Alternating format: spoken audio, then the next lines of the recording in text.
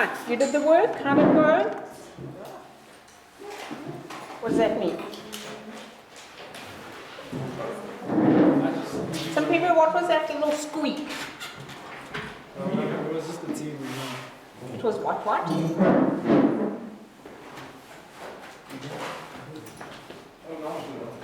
remember it was the table, man. Like the last one. The table.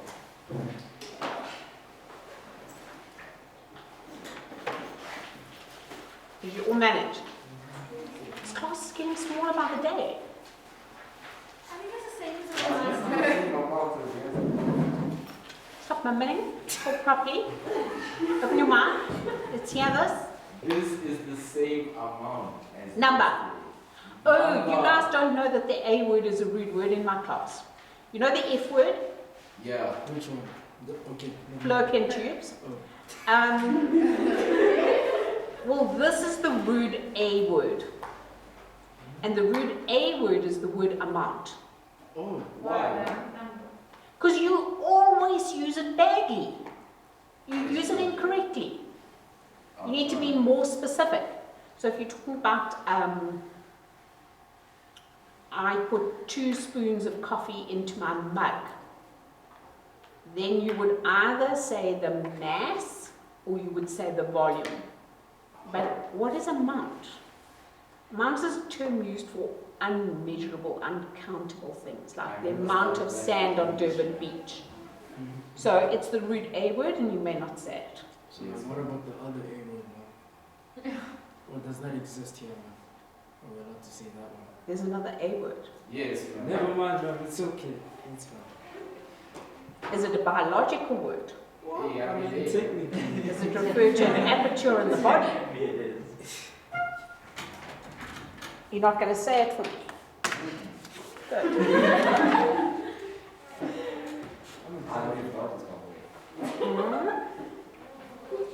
Okay. Okay. How happy are you about neurons? Okay. I'm confused by the fact that you put a plural in there and only one child answered. We are happy. So one child claims to be we and makes us happy. What was the question?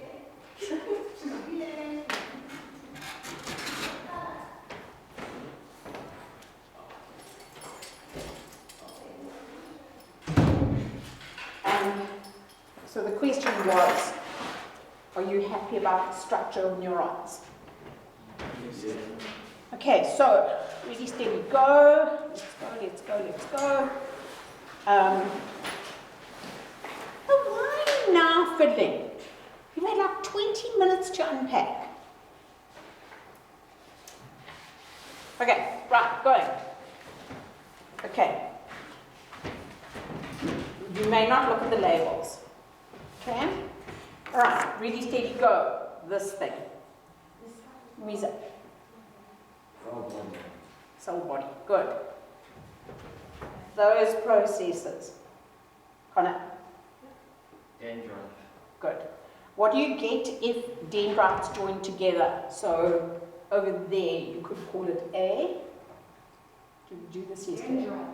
Dendron. Okay. Right, and then that is the axon. What insulates the nerve impulse passing along an axon? And be careful, this is a trick question.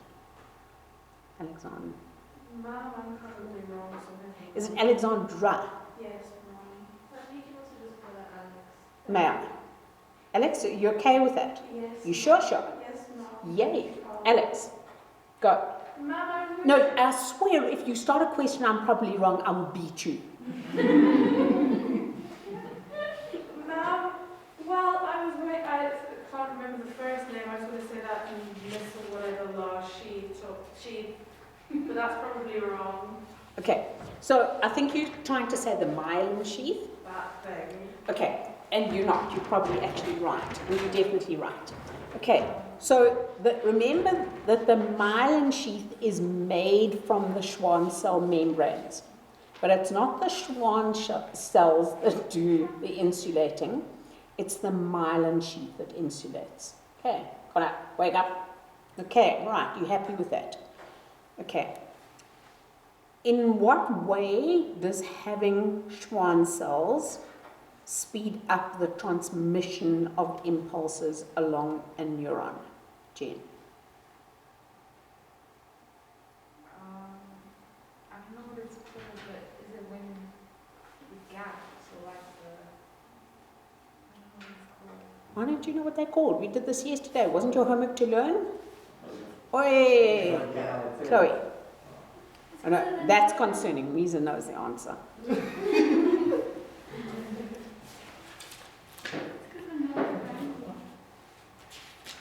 Yeah, okay, give us the answer. So I think the transmissions jump in between the gaps of the myelin sheets. Not in between the gaps. They jump. No, because in between the gaps means if there's a gap and there's a gap, in between means there. They jump from gap to gap. Okay, and each gap is known as, Chloe? Okay, and how do you spell Ranvia? Sam? R-A-N-V-I. Okay, you happy with that? You okay with that? You knew that, hey, didn't you? You since child. Okay, right. So the impulse jumps from node of Ranvia to node of Ranvia, and that is quicker than going along the axon as depolarization, repolarization, etc., etc. Okay, what is the other benefit of having Schwann cells and therefore a myelin sheath? And this is like totally in a different category. It's got nothing to do with speed of impulse transmission. Can you give us a clue? No, not going to be there at your matric exam.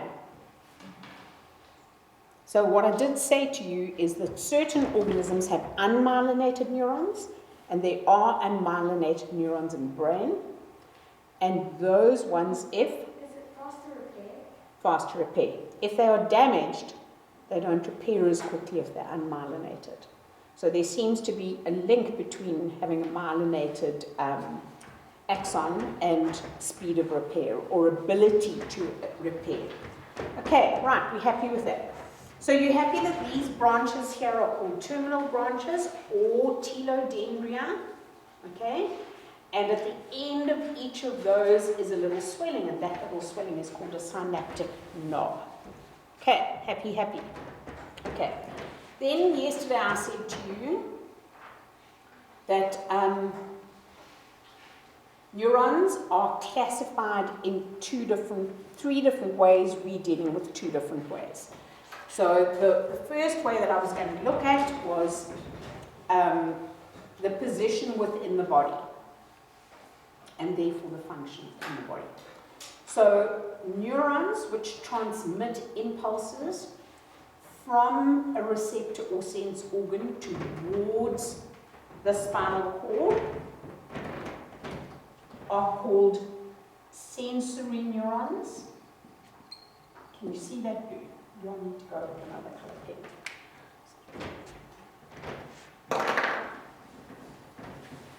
Okay. All right. Sensory neurons. There's another word for them. They are also called afferent neurons. And so sensory or afferent neurons always transmit impulses from a receptor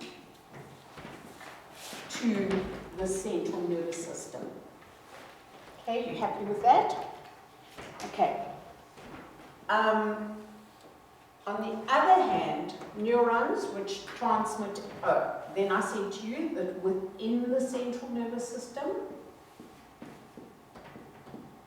the neurons are, and there are lots of different names for this.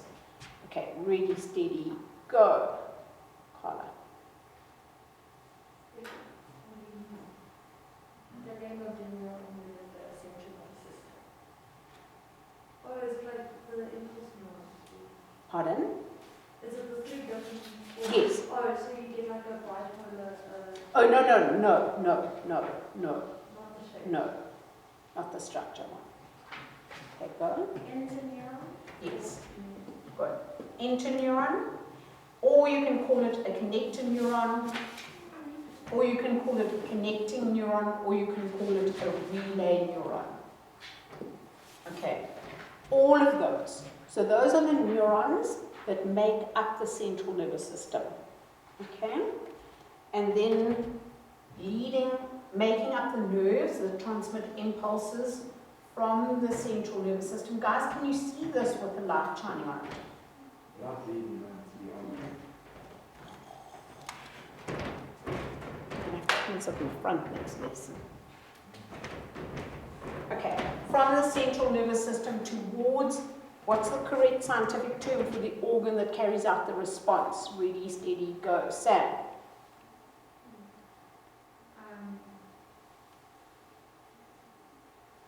Is it the brain? No. That response. So if my eye sees a step and I pick up my foot higher to step on that step, there's one word for the organ that actually, the muscle that actually picked my foot up higher. Effective.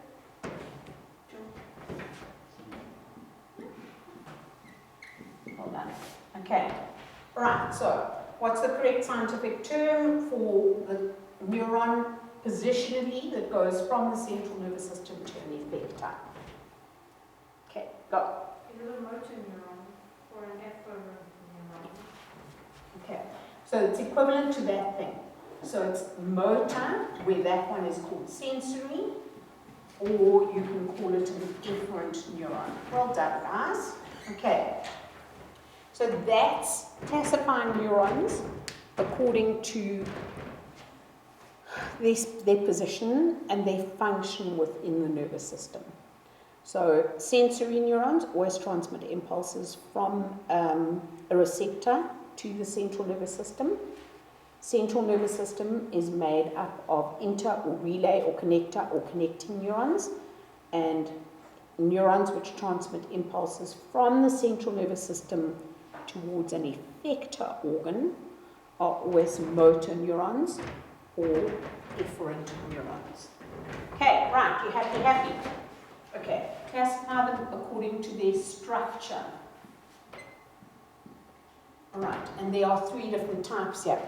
On what basis are neurons classified according to their structure? Jen?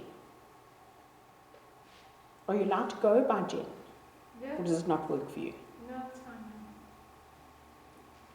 Go. Can you repeat the question? Some people, you next. If she can't do it, you're doing it.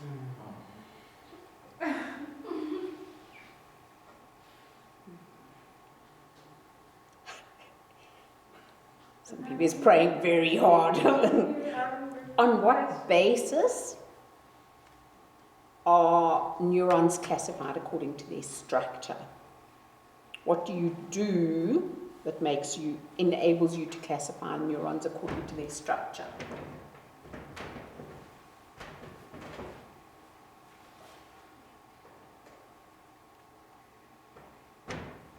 Go. Natasha. You count the number of dendrites and axons? Yeah.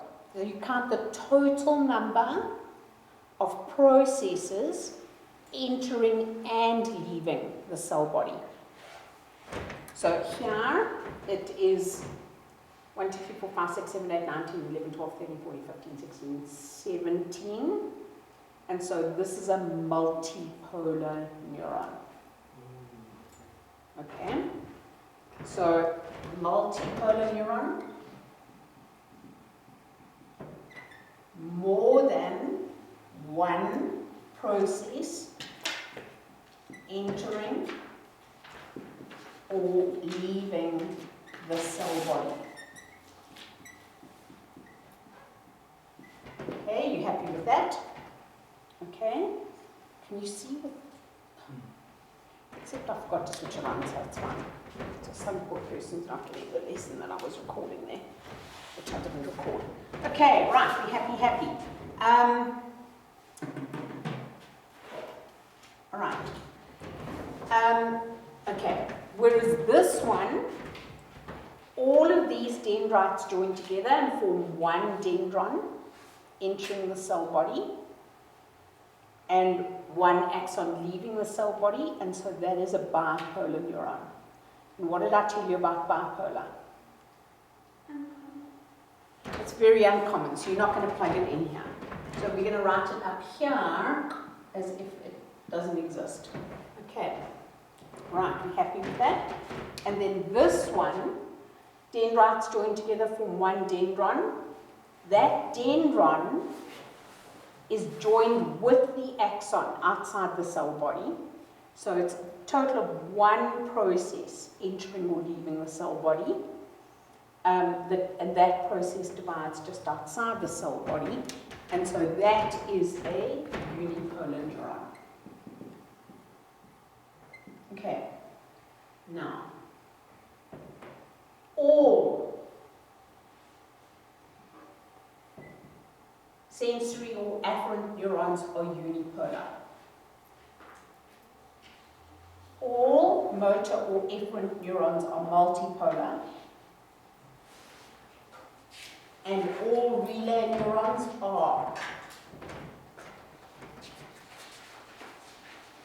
Stop cheating. All relay neurons are. Connor, go.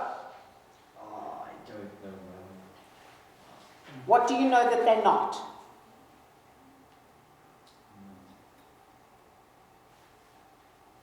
What would it be very easy to plug in there?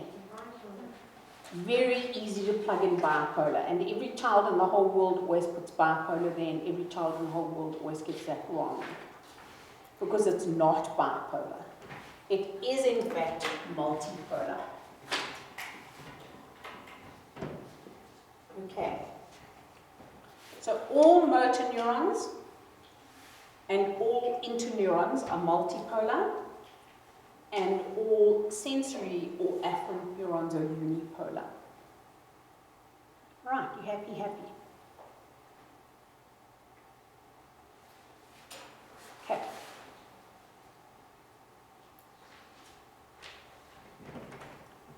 Right, so there we go. There we spoke about if we classify them according to their function and position in the nervous system. Sensory or afferent neurons transmit impulses from a sense organ towards the brain or spinal cord. Interrelay or connector or connecting neurons lie within the brain or spinal cord and form the majority of the tissue in the central nervous system. And then motor or efferent transmit impulses from the central nervous system to an effector, which responds to the initial stimulus. Okay, right. But if they're classified according to their structure, count the total number of dendrites entering the cell body and the axon. Okay, so multipolar, bipolar, unipolar. Everybody happy? Okay, all right. We've defined the term stimulus. So really it's any energy or any change in the external environment which acts on a sense organ or receptor and causes it to send an impulse to the central nervous system. Okay, happy. Name me 5 different stimuli sensed by different sense organs in the body. Ready, steady, go. Weezer. Sight, eyes. Good, excellent. Sam. Oh, go. Sound. Sound waves perceived by the ear. Okay. Touch, skin. And in fact, touch is 5 different senses. I think they're 5. There are 5 different kinds of touch corpuscles. One for hot, one for cold, one for light touch, one for pressure, and one for pain in the skin. And I think they recently found a 6th one. What's I remember light quick. touch? What's light touch? So light touch would be that versus it's a different touch corpuscle that perceives those 2. Yeah. Okay, right. So we've got 3. Go. It's your turn. Excellent. Nose. Best you find. Best you get this one because I can't think of another one. Taste. Yeah, no. Okay, all right. Molecules in food. Okay, all right. Okay. Impulses are transmitted along neurons as electrical changes, and then when one neuron ends and the impulse has to go to the following neuron, it goes as a chemical, and we'll talk about that. Okay. Let's talk about the structure of a nerve. Okay. So, they're little nerves and they're big nerves. So listen first. Okay, now roll this off, guys.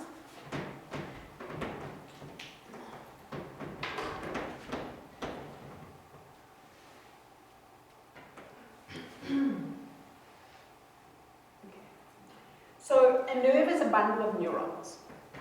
So if it's a tiny, tiny, tiny nerve, which is transmitting impulses from the end of this finger towards the spinal cord, okay, what kind of neurons would be found in that nerve structurally?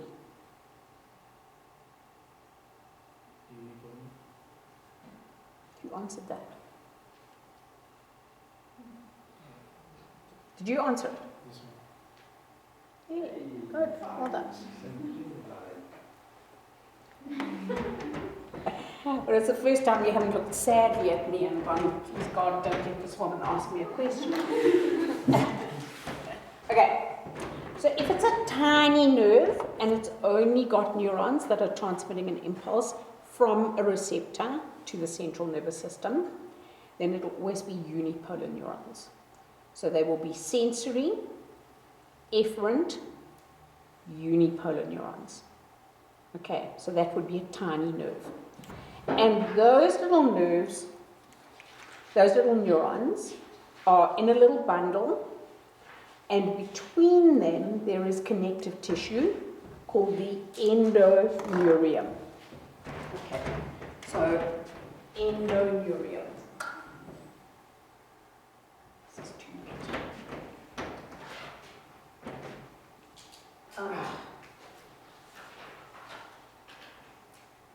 So the endoneurium is the connective tissue between the neurons of a tiny bundle of nerves. Okay? Tiny bundles of nerves are bundled together with other tiny bundles of nerves, and between those are blood vessels. Okay? So this is also a tiny bundle of nerves, neurons, and so that will also be endoneurium, and this will be axons as well, and that will be endoneurium between them. Does that make sense? Okay, so those tiny little bundles are made together in a bigger bundle, and the connective tissue between those tiny bundles is called the perineurium, and around the outside is a membrane called the epineurium. So endo, peri, epi.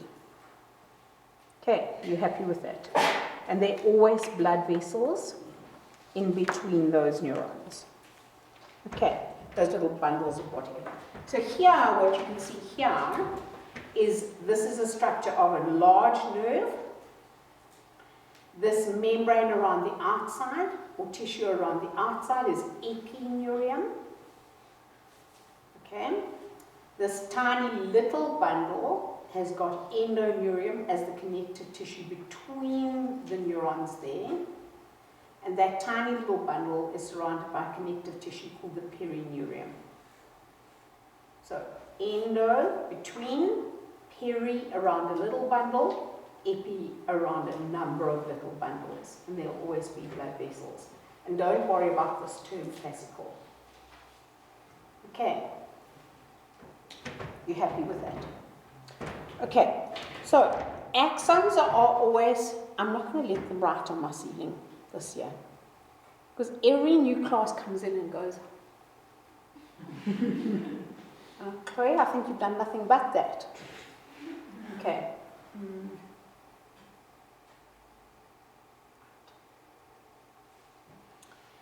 The axon is the longest part of a neuron.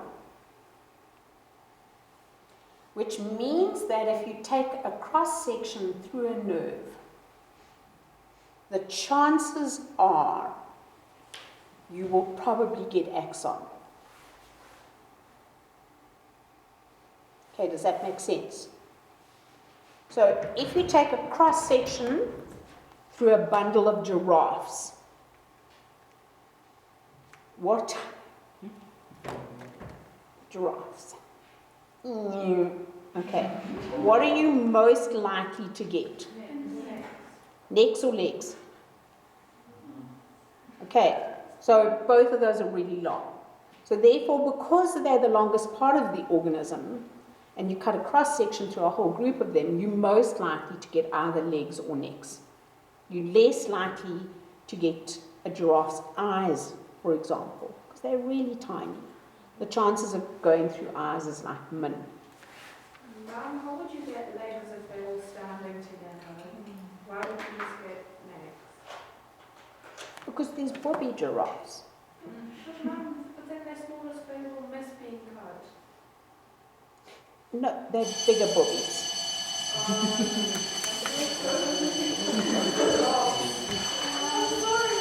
Have you children been watching Wild Earth? Who's yes? What channel is that on?